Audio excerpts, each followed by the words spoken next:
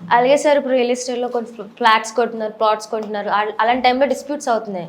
ఆ టైంలో ఏం చేయాలి అసలు? ఇప్పుడు రియల్ ఎస్టేట్ ప్లాట్లు తీసుకునేటప్పుడు, ఆ వెంచర్స్ వేసేటప్పుడు మోస్ట్ ఆఫ్ ద టైమ్ వాళ్ళు కూడా బ్యాంక్ లోన్కి ఇస్తారు కాబట్టి డిస్ప్యూట్స్ అంత తక్కువ అండి. కాకపోతే ఒకటి రెండు చోట్ల జరుగుతున్నాయి. ఎందుకంటే జరగలేదని నేను చెప్పట్లేదు. ఎందుకంటే సివిల్ మ్యాటర్స్ చాలా నా దగ్గరికి పర్టికులర్గా వచ్చేవి ఈ రియల్ ఎస్టేట్ వెంచర్స్లోనే వచ్చేవి.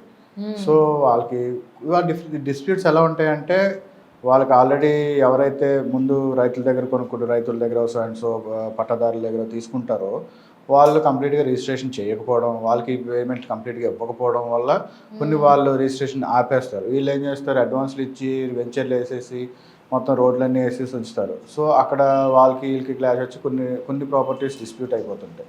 కొన్ని ఏంటంటే లైక్ అగ్రికల్చరల్ ల్యాండ్ కన్వర్షన్ చేసేసి నార్మల్ ల్యాండ్ కింద చూపించేసి, జిరాయితీ కింద చూపించేసి, ఆ జిరాయితీ ల్యాండ్స్ కూడా రిజిస్ట్రేషన్ చేసేస్తారు. రోడ్లు కన్స్ట్రక్షన్ చేసుకొని అవి అమ్మేస్తారు. ఎవరికి మన రియల్ ఎస్టేట్ కస్టమర్స్కి అమ్మేస్తారు. అమ్మేసిన తర్వాత వాళ్ళు ఏంటి అక్కడికి వెళ్ళి చూసుకుంటే ఆ ల్యాండ్ కాస్త చెరువులాగా అయిపోద్ది. ఆ సాయిల్ చూస్తే అగ్రికల్చరల్ సాయిల్, అక్కడికి హౌస్ కన్స్ట్రక్షన్ చేయడానికి కూడా అవ్వదు. ఎందుకంటే హౌస్ కన్స్ట్రక్షన్ చేయాలి అనుకుంటే ఆ ప్లాన్ అప్రూవల్కి మనం కమిషనర్ ఆఫీస్, జీవీఎంసీ కమిషనర్ ఆఫీస్లో మనం అప్లై చేసుకోవాలి. అప్లై చేసుకున్న తర్వాత ఆ ప్లాన్ అప్రూవ్ చేయడానికి ఆ కమిషనర్ ఆఫీస్ వాళ్ళు వచ్చి చూసుకుంటారు. ఆ సాయిల్ ఈ కైండ్ ఆఫ్ హౌస్ మీరు ఏదో ప్లాన్ ఇస్తారు కదా, ఇలా కట్టుకుందాం అలా కట్టుకుందాం, డూప్లెక్స్ వాట్ ఎవర్, దానికి వాళ్ళు సాయిల్ సపోర్ట్ చేస్తుంది లేదని సాయిల్ టెస్ట్ చేసుకొని ఆ సాయిల్ మీకు సపోర్టబుల్ కాదని చెప్తారు. అది సపోర్టబుల్ అవ్వకపోతే మీకు ప్లాన్ అప్రూవల్ ఇవ్వరు. ప్లాన్ అప్రూవల్ ఇవ్వకపోతే మీరు కన్స్ట్రక్షన్ స్టార్ట్ చేయలేరు. అలాగే చాలా ఇప్పుడు కొన్ని ప్లేసెస్లో అక్కడ సాయిల్ సపోర్ట్ చేయక అగ్రికల్చరల్ ల్యాండ్ అండి, అగ్రికల్చరల్ ల్యాండ్ అనేటప్పటికి సాయిల్ డిఫరెంట్గా ఉంటుంది. సో ఆ సాయిల్లో కన్స్ట్రక్షన్ చేసుకుంటే ఇల్లు కూరుకుపోవడం కానీ, దిగిపోవడం కానీ, లేదంటే వర్షం వస్తే మునిగిపోవడం కానీ, ఇప్పుడు హైదరాబాద్ లాంటి మెట్రోపాలిటన్ సిటీస్లో ఫేస్ చేస్తున్న మేజర్ ప్రాబ్లం అది.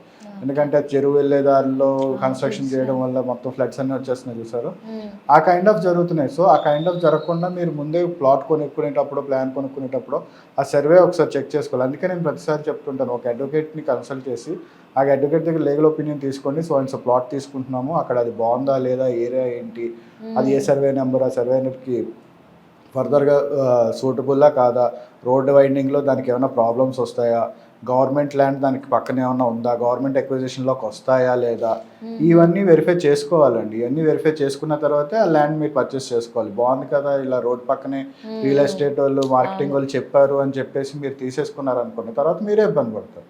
అందుకని మీరు ఏ ప్రాపర్టీ తీసుకున్నా ఖచ్చితంగా లీగల్ ఒపీనియన్ అయితే తీసుకోమని నా అడ్వైస్.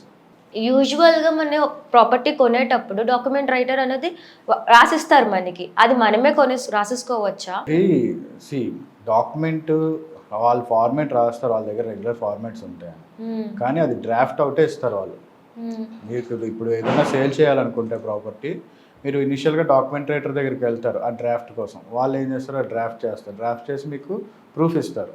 ఆ ప్రూఫ్ని మీరు ఒక అడ్వకేట్కి పంపించుకుంటే అది అంత పాయింట్స్ మీకు ఏదైతే సేల్ పాయింట్స్ ఉన్నాయో, మీరు ఏదైతే కొనుక్కున్నారో ఆ పాయింట్స్ కరెక్ట్గా ఉన్నాయో లేదా అని చెక్ చేసుకొని, లేదంటే మీకు నాలెడ్జ్ ఉంటే మీరన్నా చెక్ చేసుకొని ఓకే అనుకుంటే మీరు ప్రొసీడ్ అవ్వచ్చు. లేదు మీకు సొంతంగా ఏదన్నా డ్రాఫ్ట్ ఉందనుకోండి, మాకు ఇలా కావాలనుకోండి, అది మీరు వెళ్ళి డాక్యుమెంట్ రైటర్కి ఎందుకు ఇవ్వాలి అంటే, డాక్యుమెంట్ అక్కడ స్టాంప్ వెండర్స్ ఉంటారు, స్టాంప్ వెండర్ దగ్గర వాళ్ళకి ఇది ఉంటుంది, ఆథరైజేషన్ ఉంటుంది. సో వాళ్ళ దగ్గర ప్రింట్అవుట్ తీసుకొని ఆ ఫార్మేట్ వాళ్ళ దగ్గర ప్రింట్అవుట్ తీసుకొని వాళ్ళు రిజిస్ట్రేషన్ చేయించు, వాళ్ళనే చేసుకోవచ్చు. మీ ప్రాసెస్ మీకు తెలిస్తే రిజిస్ట్రేషన్ మీరన్నా చేసుకోవచ్చు. వాళ్ళ త్రూ అంటే కొంచెం ఫాస్ట్గా అవుతుంది అనేసి వాళ్ళకి సోర్సెస్ ఉంటాయి కాబట్టి వాళ్ళ దగ్గర చేయించుకోవడం. లేదు మీకు ప్రొసీజర్ తెలుసు, రిజిస్టర్ ప్రొసీజర్ తెలుసు అనుకుంటే డైరెక్ట్గా మీరే రిజిస్ట్రేషన్ చేసుకోవచ్చు. అలాగే కొన్ని సందర్భంలో పేరెంట్స్ తదనంతరం ఆస్తిని రాసిస్తారు, అది మధ్యలో క్యాన్సిల్ చేసుకోవచ్చు. అంటే వాళ్ళ టైంలో వాళ్ళకి ఒపీనియన్స్ మారిపోతూ ఉంటాయి, పెద్ద కూతురికి రాసేద్దాం, చిన్న కూతురికి రాసేద్దాం అని. అలా టైంలో ఏం చేయొచ్చు, మధ్యలో క్యాన్సిల్ చేసుకోవచ్చు? వీలునామా అంటారండి. వీలునామా రాస్తారు, మన పెద్దలు ఎప్పటి నుంచో ముందు రాసిన వీలునామాలు ఉంటాయి. వీలునామా అంటేనే తదనంతరం. Will is valid after the expiry of the executive. అంటే విల్లు రాసిన వాళ్ళు ఎవరైతే ఉన్నారో వాళ్ళు చనిపోయిన తర్వాతే ఆ విల్లు వ్యాలిడేషన్లోకి వస్తుంది. అప్పటి వరకు అది రాసినట్టే ఉంటుంది. ఇప్పుడు దాన్ని వాళ్ళు చనిపోయేంత వరకు ఎన్ని మార్పులన్నా చేసుకోవచ్చు. ఆ విల్లు వ్యాలిడిటీ రావాలి అంటే వీలునామా రాసి, ఒక అడ్వకేట్ సమక్షంలో వీలునామా రాసి దాన్ని రిజిస్టర్ చేసుకుంటే అప్పుడు అది ఫోర్స్లో వస్తుంది. అది కూడా ఫోర్స్లోకి వచ్చింది ఏంటంటే రిజిస్టర్ అయినట్టు చూపిస్తుంది. తర్వాత అది ఎప్పుడైతే వీళ్ళు చనిపోతారో పేరెంట్స్ కానీ వీళ్ళు రాసిన వాళ్ళు వాళ్ళ తర్వాత వీళ్ళకి వాల్యూ వస్తుంది అన్నమాట.